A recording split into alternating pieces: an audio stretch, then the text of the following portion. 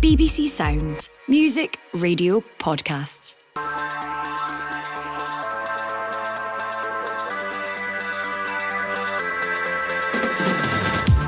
Hello, I'm Amy Canavan and this is the Scottish Football Podcast, here with the final word of another dramatic weekend in the national game. As the dust settles, we reflect on Saturday's shock results in the League Cup. It's Calvin Miller in the penalty area, the cut back, and it's there for Dylan Tate! Falkirk goal! Also, Patati low ball across, Maida scores! 5 yards out, he dinks it over, Bursick the keeper, and gives Celtic the perfect start here in the Glasgow sunshine. no surprise on Sunday as Celtic sail into the quarter-finals. We'll also touch on that rather controversial Rangers goal. Bessers is in, Bessers can he find the shot here, Bessers a goal! Kick out. Well, the referee's chopped it off. And we react to the quarter-final draw. The Scottish Football Podcast from BBC Sport Scotland.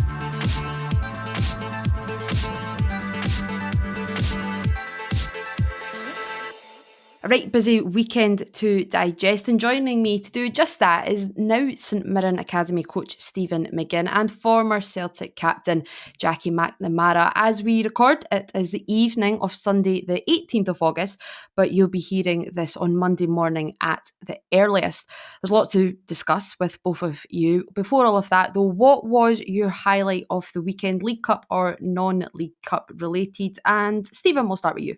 Yeah, probably slightly biased, but the Falkirk result, when the draw get made, I thought it's a tricky game for Hearts. I think obviously the amount of games Falkirk win at the stadium, they're used to winning a good side, and I thought they would give Hearts a tricky game. Then when you see the team before the game starts and Hearts making so many changes, obviously no Shankland, you think a bit more of a chance than I even first thought. So delighted for them, delighted when I tipped Falkirk to win the league.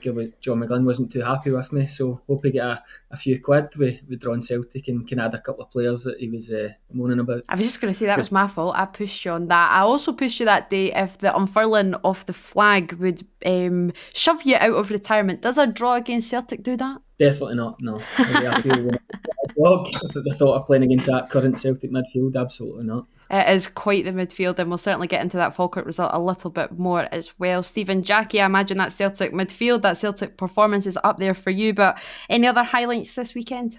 I agree with Stephen with, I think the Falkirk result is again one of my old clubs as well, Falkirk. They had a good time there under Yogi. Fantastic result, not a massive shock, because I think they're really strong at home. They've been really strong last season. For me also, the Spartans, with the result for Dougie Samuel, have done a fantastic job at that club, and a good run at it last year, and that's a great result against Ross County, who are have started okay as well. It is a great result, and it sets up quite the glamour tie for Dougie Samuel and his Spartans. They will travel up to Pittodrie the weekend of September 21st, 22nd. Elsewhere, the League Cup quarter-final draw was conducted earlier on Sunday. Motherwell Dundee United, Aberdeen Spartans, as I said, Rangers Dundee and Celtic against Falkirk, as we touched on. We have sort of run through it, but are you excited by that draw, Stephen? Yeah, well, the first thing you think of is you're going to probably get Celtic, Rangers, Aberdeen into the semi-final, but no disrespect to any of the sides. I think Dundee will fancy their chances in terms of how they're playing. Rangers not playing at Ibrox, Rangers not fully firing. I think they'd have obviously liked to be at home, but with Rangers not having the home advantage, I think that's the one shock that you could potentially see. And I think Motherwell and Dundee United will be pleased to go up against each other. Both will fancy their chances of getting into the semi-final. They sure will. Before we move on, let's quickly run through the latest Scottish football headlines. Dyson Maeda scored twice as Celtic overcame Hibs 3-1 on Sunday. Also on Sunday, Dundee United beat St Mirren 1-0, while Motherwell beat 10-man Kilmarnock by the same scoreline, but after extra time. On Saturday, Rangers defeated St Johnstone 2-0 at Hampden. Cyril Desser's controversial opener in that one the subject of much debate since. Aberdeen knocked out Queen's Park thanks to debutant Topi Keskinen's 92nd minute winner, while Dundee annihilated Airdrie 6-1. Falkirk surprised many with their 2-0 home win over Hearts, but the shock of the round came at Ainsley Park where League 2 Spartans beat Ross County 1-0. And in the SWPL, Hearts and Rangers beat Spartans and Partick Thistle respectively, while champions Celtic were 1-0 winners over Glasgow City.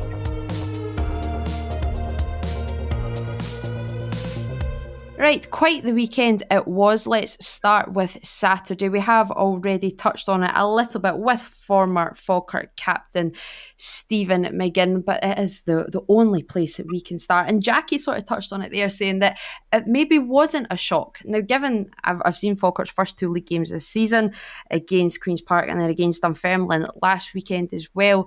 Listening to John McGinn, tried to push him last week and he was like, no, it will be a shock if we beat them. But Stephen, knowing that group of players, knowing John McGinn, are you really that surprised at the result? No, I did mention the changes. Falkirk obviously had Aidan Nesbitt and Callum Morrison injured. And that was kind of John McGlinn's point that they are light, they probably do need 1 or 2 more bodies, but they've been playing with such the same team and there's been such a rhythm to it. The first goal's Ethan Ross. There's 3 waiting, cut back, and it's in! Falkirk take the lead, and it's Ethan Ross, the man into the side, the only change by John McGlynn this afternoon. It was his birthday on Thursday, and that's a late present. He just seamlessly goes in. Guys like Gary Oliver have been around it for a couple of years now. It's not like a massive drop-off in quality, and I was trying to cast my mind back to the last time they lost at the Falkirk Stadium.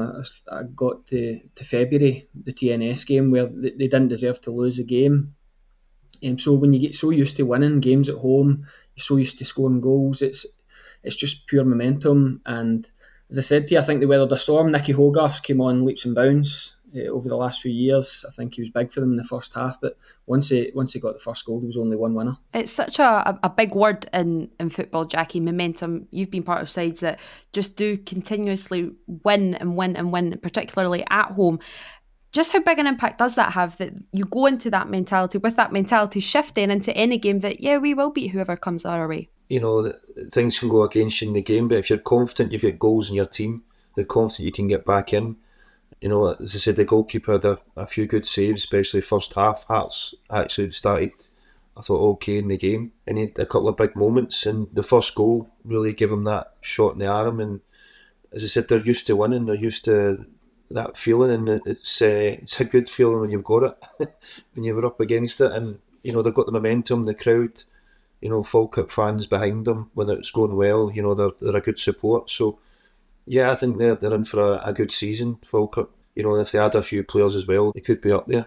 Just touch on what Jackie said. The Falkirk boys know that if they can hang in moments and games, if they can just get to half-time yesterday, they can score. They've got that belief that they can score. So it's a brilliant feeling when your team's got that bit where, right, let's get through this rocky bit because we'll score.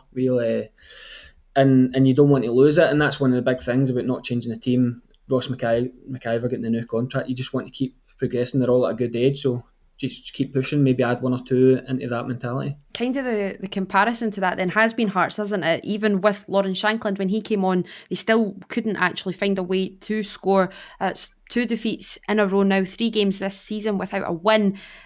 Heading into Europe, how big a concern will that be for Stephen Naismith, Stephen? It'll be a concern in terms of, I think he's obviously made changes with that game in mind, and the Czech League is healthy at the moment. They're having good results. Slavia Prague progressing the Champions League. Obviously, Banik Ostrava taking Copenhagen all the way to penalties to face Kilmarnock. So they're playing against a really good side on Thursday, and they've got that half in mind. And Stephen Naismith's probably sitting there tonight thinking, if I'd just maybe played Lawrence Shankland, would have still been in the League Cup? But they've got so many games coming up now. Obviously guaranteed the group football. He's got to think long term, and he's got to give some of these squad guys a chance to see if they're going to be a part of it.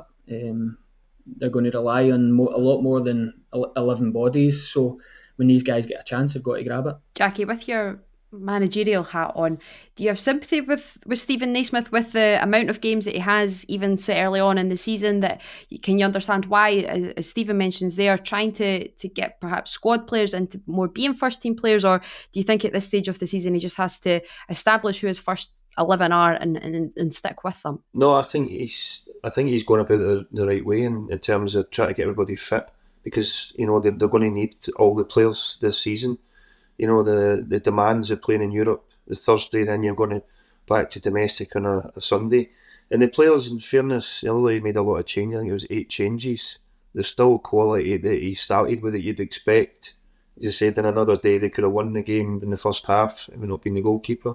They didn't, and obviously that'll then raises questions there. He can't have Lawrence Shankland to play every minute of every game, so he's relying on like Boyce coming in and getting goals, or Vargas or somebody else. He had Danda start along with Blair Spittle, who their numbers were fantastic last year with Ross County and Motherwell. So he needs everybody in his squad, and that, if you were to ask any Hearts fan what would be their main priority this year, would be to try and do well in Europe. I think that's what everybody would look for. Domestic stuff should take care of itself, but he's juggling. He's got a lot of players in that he needs to get up to speed and get ready, and that's a difficulty, and he'll be looking just now what ones does he trust to handle the job, handle the pressure, because now with the 2 defeats there's a wee bit of pressure they'll turn on him in the back of that. Hopefully he can get a good performance and result on Thursday and settle everything down and then go and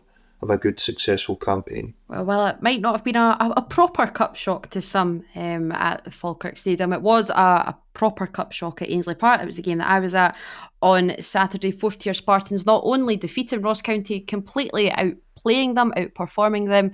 There was genuinely an air of confidence actually at Ainsley Park among the Spartans faithful. Stephen, you came up against Spartans last year, didn't you, in the League Cup group stage? What did you see then? What were you impressed with then, and by the result on Saturday against County? I was impressed with the whole club. Obviously Dougie Samuel's been there a long time, a lot of the players have been there a long time, and a bit like what I said earlier, in that particular game for Falkirk, we were really dominant in the first half. 1-0, should have been more. It was quite an easy game, but they hung in. In the second half, they totally flipped the game, and it was really difficult. I mean, we really pinched it near the end. We scored the late winner, but probably didn't deserve it in the way the game had went in the second half. And I remember how tough a game it was. I remember the goal scorer yesterday, Blair Henderson, what a handful he was. And they've got a team full of experienced players. As I said, a lot of boys that have played together for years, but they've added into that quality in Callum Booth, Paul Watson, guys that have played at a good level, good players. So in any given day, if you don't take your chances, as I said, like Ross County, Don Cowie was talking about them being wasteful in the final third, these teams are good enough to soak up pressure. And if you're not creating chances and not being clinical, then they can punish you. I thought it was a brilliant header from Henderson. And early in the second half, the onslaught didn't really come. They stood up to everything and absolutely earned the trip to Pittodrie. And amazing coming through the group stage and getting to quarter-final financially for a brilliant community club. It is a brilliant community club, you're right, Stephen, and it's quite the cash windfall already. Who knows what could come if they do manage to get the job done up at Pittodrie. But just a wee word from yourself, Jackie, on it as well. You mentioned Dougie Samuel, by far and wide the longest serving manager in the SPFL, finally manages to get Spartans up into the professional leagues last season. He's made quite the impact, the playoffs last season as well. It's nothing less than he and his side deserve, is it? Absolutely, and in fairness, they do try and play football as well. They've seen a few times there. They're organised and they get the ball down. Obviously, the pitch dictates that in a way. But no, delighted he's a good guy, Dougie. It's a well-run club. The people behind the scenes, right the way down, and it's a fantastic story for even last year. The shocks last year against Arbroath in big games. They held their own against Hearts as well in the cup. So no, delighted for them. It's a fantastic draw for them in that round as well. Absolutely is. I think a few may have had their sights on maybe getting Rangers at Hampden to ensure that they had that trip to Hampden, but instead it will be Dundee heading there. But Rangers did get the job done on Saturday, eventually overcoming St Johnstone. They got there in the end. We will get to Cyril Desser's goal in a little moment, Jackie, but the overall performance from Rangers, what did you make of it? There's no doubt that they were a better side in terms of the chances and everything else.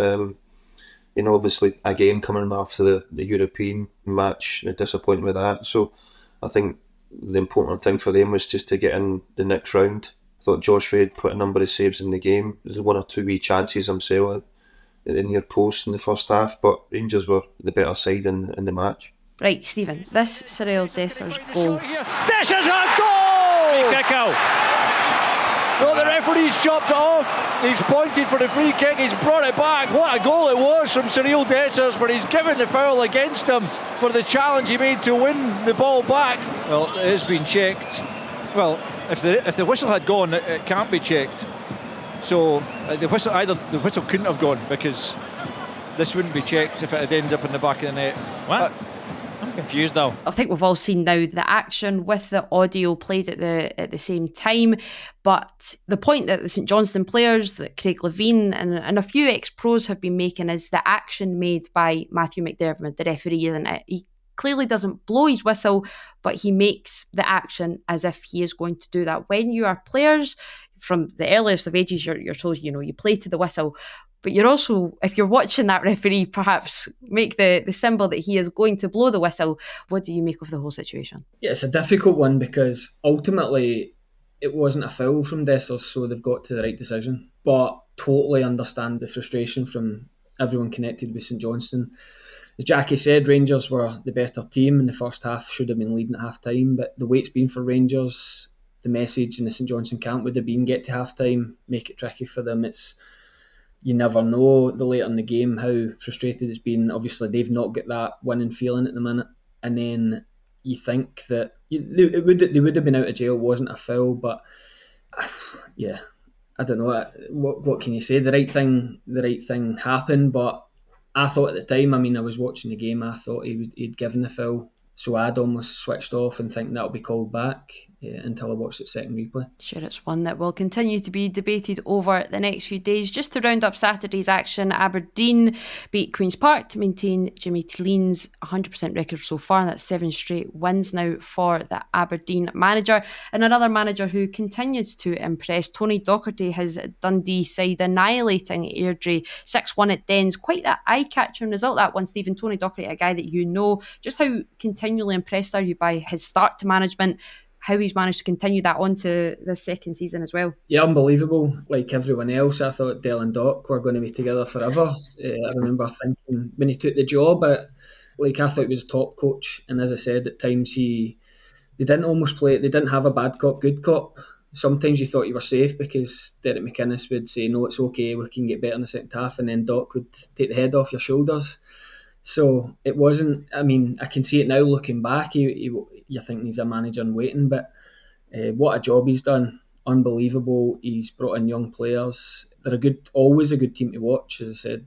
The amount of chances, not only scoring the 6, but the amount of chances they made yesterday. And I'm not sure what's going to happen for Luke McCown between now and the end of the season, but if they don't need the money, could Dundee try and keep him? Because him and Lyle Cameron, I think, are the key to Dundee. And if they can keep a hold of them, then who knows what's possible. Okay, 3 more last 16 games took place on Sunday. Celtic comfortable in their 3-1 win over Hibs. Jackie, I think it's fair to say. How would you assess their overall performance? I think professional, they've been solid, they've been a really good start, a good pre-season Celtic. I think the thing that will please Brendan today is, like, Kyogo's been out, he'd on the bench and started Maeda. And I think you can see a real development in the players. When Maeda played up the middle before, a couple of years ago, he kept running away from goal. Now he wants to be in between the sticks. The front three, they're in there to try and score goals, and you can see that development in their game. So I think Brendan will be delighted that he's rested Kyogo today, but then they've still got out. Maeda's come in, scored 2, and he does come on, played a little part in the game, but I think Hibs were never going to go there. I don't think it can cause them real problems. They got the goal back from the free kick. It was a great header, to be fair, but I don't think the game was in any doubt where he was going to win it. It was the third goal that really sealed it then, Stephen. A pretty calamitous one from a Hibs perspective. Oh, it's a mistake at the back by Hibs, and the goalkeeper has been beaten to it, and Celtic score through Kern. An absolute mess at the back. Hibs didn't look like they were under any kind of pressure whatsoever, and Bursik caught in all kinds of trouble. Kuhn pounced. Does it surprise you that they're still having those defensive frailties? And it was very much lamented last season, but David Gray, a former defender himself, has came in. They've brought in new defenders, but they're still looking a bit weltering at the back. Yeah, you can only imagine how frustrated Dave Gray must be. Obviously 2-0 down after 20 minutes last week. The message would be this is going to be even more difficult through in Glasgow, but let's get through that first period. Don't give them the game after 20 minutes last week. This week they're 2-0 down after 15 minutes. They hang in, they get their goal back. It's a brilliant header. And then going out for the second half, the cup tie's changed. It's a one-off game. They're back in it from nowhere. With Celtic being so dominant, they've got that goal back. And then the goalkeeper just hands the goal back. I'm not a lover of defenders always going back to the goalkeepers. You want your forward players on the ball. You don't want the goalkeepers on the ball all the time. And I think you're always... Jackie, you've got a smile on your face there as well. Oh, honestly, it's how the game's changed. It was, I remember I was managing, they'd pass the ball back to the goalkeeper. And I was like, if he's better than our outfield players, we're in trouble. It's like, the game has changed so much. It's starting off with the goalkeepers and centre-backs. Whereas I wanted the ball up the top end of the field with your playmakers and your guys that's going to put the ball in the net. We had Henrik Larsson up front in my team. I wasn't wanting Rab Douglas to be sitting with the ball at his feet, and 60,000 fans wouldn't be wanting that. How much the game has changed in the last number of years is incredible. And they're having to be better. The goalkeepers, Schmeichel's probably one of the best with the ball at his feet, but I want the ball up the other end, attacking, scoring goals, and that's, for me, it's totally different. I'm sure Rab Douglas won't take too much offence to that one either if he's listening. I'm sure he'll agree. I'm sure he'll agree. Agree with me. I will agree with that. Let's go into one of your other former sides, your old club, Jackie. Dundee United, a big win for them at home to St Mirren. How big a priority will progression cup runs be for them this season, in addition to cementing their spot in the Scottish Premiership? Yeah, I think it'll give them a lot of confidence. That's a good cup run. A bit like Falkirk, they have that momentum from last year of getting promoted. They were obviously massive favourites last year, and rightly so with the squad they had. They've went a little bit different this year in terms of the recruitment, and so far I think they've been really pleasing in the eye. The ones that came in have made a real impact early on. I know it was Graham that scored the goal today, but it was a tough week for St Mirren as well. You got to feel for them with the travelling and disappointment with the game on Thursday. But that's a great result for United. Stephen, it'll be one that you'll want to touch on. St Mirren, a valiant effort on Thursday. I was watching that game. I know you were trying to keep a wee eye on it while trying to keep an eye on Kilmarnock as well. You had all the screens up. Defeats for both Killie and St Mirren this weekend. Mixed fortunes with their European exploits during the week, but with Killie in particular, with them looking forward to Copenhagen on Thursday, being taken to 120 minutes today. I was listening to Derek McInnes just before we started the podcast with the pride that he has in his side and their performance, their gutsy performance, but 120 minutes against a stuffy Motherwell side is probably the last thing he will have wanted, isn't it? Yeah, I mean, with 10 men as well. Look at both at St Mirren and Kilmarnock team. There was enforced changes. And as I said, you were keeping an eye on both games the other night. Both sets of players left absolutely everything out there. And at the weekend, you've got probably a domestic game. You've got 2 chances to win silverware. You've got 2 chances to get to cup finals at Hampden and to follow on for their place in the quarter final at the end of 2 really tough games on Thursday. It was a big ask from a St Mirren point of view. I think Stephen Robinson will be gutted at the way they've lost a goal to a set piece. I know he prides himself in being so organised and they're excellent at set pieces, but for Kilmarnock to have to grind it out with 10 men right up until the 120 minutes and still not take their place in the quarter final would be a sickener. But they're so resolute. Kilmarnock, even the other night in Tromsø, they were so comfortable in their shape, not having the ball, and backed themselves to go and get that clean sheet. And the Copenhagen game's going to be a special night for everyone connected with the club. You think of where the club has been in the last few years to go up against Copenhagen. They'll be competitive. I don't think they'll go over there and get absolutely battered. I think they'll be really organised. Derek McInnes will have them prepared, and an amazing trip. The fans have had such amazing trips, and there's another one to look forward to. Absolutely is, and we'll have plenty more build up to Kilmarnock's Conference League tie against Copenhagen. No doubt plenty more from Stephen as well. Just finally, Jackie, it's involving Kilmarnock, but I quite fancy your take on this one, given your experience in juggling domestic and European football. Kilmarnock are said to be considering requesting a postponement to their Premiership match against Aberdeen next Sunday to help their bid to beat Copenhagen and qualify for the Conference League. It's something that we've seen across Europe. We've seen it last week actually with Dynamo Kyiv in preparation before playing Rangers. Is it something that you think should happen, something that you would like to see our governing body support? Absolutely. I think we want to give our teams the best opportunity to get through, and I think for Kilmarnock, I think that would be a good solution, just to have that freshness there. I've seen it with a few other countries doing it. Northern Ireland did it at the weekend as well. So I think, I'm absolutely all for it to help our coefficient and our teams, because every year we turn around and it's disappointment. We're going out early stages. So if we can help them in any way, I think I'm all for it. For now, it's time to wrap things up. My many thanks do go to Stephen McGinn and Jackie McNamara. Remember, we'll be here with new episodes of the Scottish Football Podcast bright and early every weekday morning. So to make sure you don't miss out, just follow or subscribe wherever you get your podcasts. For now, though, thank you very much for kickstarting your week with us. We'll catch you soon. This is the shocking moment English football has been dreading. My name is Moses Swabu, and I used to be a professional footballer. But then I got in deep with organised crime and became a match fixer operating in the English League. A match-fixing investigator has highlighted 2 matches he says appear to have suspicious betting patterns. How honest are you going to be with me? This is 100%. Join me for Sports Strangers Crimes presents Confessions of a Match Fixer. Listen on BBC Sounds.